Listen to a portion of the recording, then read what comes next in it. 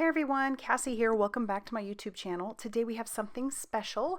We're doing the Heffy Doodle and Pink and Main collaboration. It is a blog hop, so I'm going to have my blog linked down below. You're going to want to go check that out so that you can see how you can win a prize. But let's talk about the products we're going to be using today. I'm going to be using the Wingman stamps and dies from Heffy Doodle. You've seen me use these before and I love them. And then this set is called Cherry Blossom. It's a giant, beautiful stamp, thick, beautiful lines with great sentiments, and then I also have the matching die for it as well. We're going to be using the stitched Slimline Trio die by Heffy Doodle, and then we also have the Brick by Brick stencil. We have some alcohol marker friendly cardstock along with some oyster shell cardstock by Heffy Doodle as well. So let's jump into our card making. I do apologize, my camera wasn't working at the time, but what I'm doing here is I have a piece of cardstock that is cut down to 4 inches by 8.5 inches, and I have that brick by brick stencil on there, and you'll notice I have a mask because I'm just trying to cover what I just sprayed. This is how you can kind of get a little more life out of a 6x6 stencil on a slimline, and I'm using the Iced Spruce Distress Oxide sprays. I'm going to heat set that to make sure that's good and dry before I do the next thing, which is to bring in some fossilized amber. I want to spray that just on the corners, couple corners, and so it'll just bring in that element of yellow, which will tie into what I'm doing with the images. And then I'll do a little splatter on there as well. And then I'm going to set that off to the side to dry. Next, we're pulling out that alcohol marker friendly cardstock, and I did ink these up with 2 different kinds of inks. This first one is some blackout ink by Ink on 3. It's a good alcohol marker friendly ink, and that works well with the cardstock. But then I also stamped it with some Memento Espresso Truffle.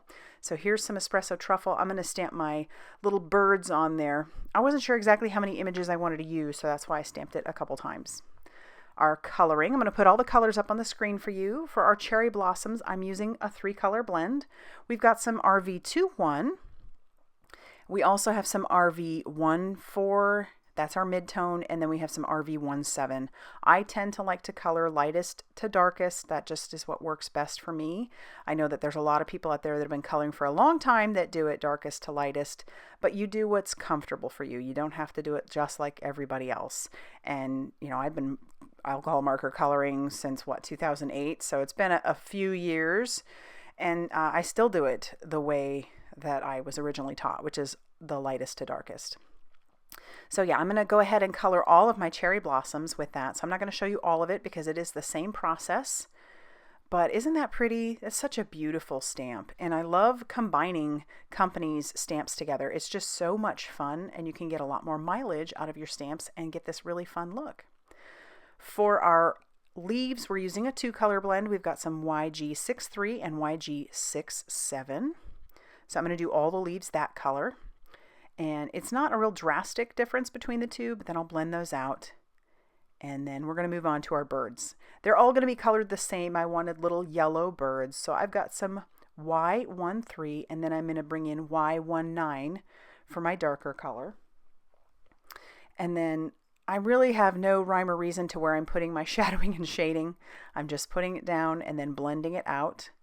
And because I don't really have a real rhyme or reason, that's why I stuck to just a 2-color blend for my birds also. I'm bringing in that darker color for around their eyes. You could color these birds any color. I've colored them green.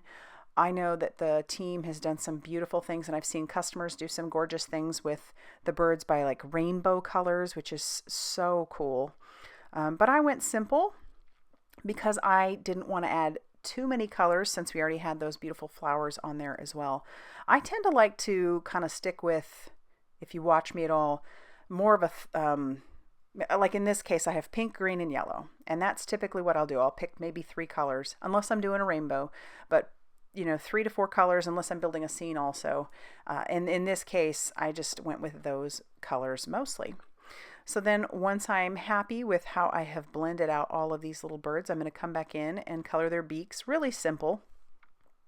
I'm going to use a 2-color blend for those as well. Originally, I was thinking just 1 color, this YR14, but I knew it needed a little bit more depth. So I will bring in some YR18 and just add a little bit to the bottoms of their beaks, and then blend that out with the YR14 again. and then they'll be ready to be die cut once everything is colored up. So this one big die, which is really pretty cool, that will have to go through my regular die cutting machine, but everything else I'm tacking down with a little bit of washi tape, and I'm going to run that through my Heffy Doodle mini die cutting machine. I love this machine. I use it all the time because it is still a mini machine. It fits beautifully right on my desk and folds up, but the plates are still big enough that most of my dies can fit through it. So that's why it's there. I now have bought replacement plates because that's how much I use it. And I craft pretty much every day. So once everything is cut out, then we're going to move on to cutting out our panel, and that again I'm using the stitched Slimline Trio. I just wanted this to have a stitched edge. It just gives it such a cool finished edge. And then I'm going to put this into my Misty, and then I'm going to stamp out the sentiment using some VersaFine Clair Nocturne ink. That just stamps so nicely on top of Distress Oxide sprays. My card panel, or my card base, was cut down to 7 inches by 8.5 inches, so that means I'm scoring it at 3.5 inches. So this will be a slimline card. That's how I typically make my slimlines, but I don't believe there's an actual, number that you have to follow for the length or width or whatever. I'm going to go ahead and decorate the inside of my card first before I do the outside. I already kind of had an idea of what the outside was going to look like, so I went ahead and did this part. Put one of the flowers and 2 of the birds, and then I'm going to bring out a sentiment from that beautiful, fun Wingman stamp set. And that's just going to say birds of a feather stick together. That's so cute.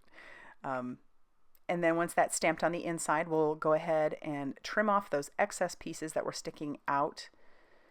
And then we'll get ready to adhere the pieces to our panel. So I'm going to do that one big, beautiful bloom. And there will be a couple pieces that stick off the edge. That'll make it look like there's more going on outside the card. I'll trim off those pieces. And then I'm actually going to take those 2 leftover flower pieces and I am going to stick those on top of the ones that match. So that's really cool. 3 of those bunches of flowers actually have matching flowers.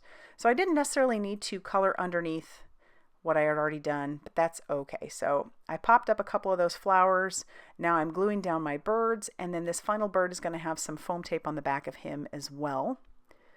And once he's put down, we'll glue our panel down to our card base using that same liquid glue that I have been using. And then for a final bit of embellishment, I am going to bring in a little tray. My jewels are some HAI Supply Diamond Clear Jewels. And then I'm going to use my crystal katana and just stick those down with that same liquid glue all over that background. And because these are Distress Oxide sprays and these are fairly clear crystals, they are going to pick up the color from underneath, which is really cool. So there you have it. That finishes off our card for today. Like I said, this is a part of a blog hop, so go ahead and check out my description box down below. You'll find all the products I used, and you'll find a link for the blog. So you'll want to go there so that you can hop along and win a chance for a prize. All right, everybody, if you like this video, hit that like button and subscribe if you haven't already done so. And as always, I will see you very soon in another video. Bye, everybody.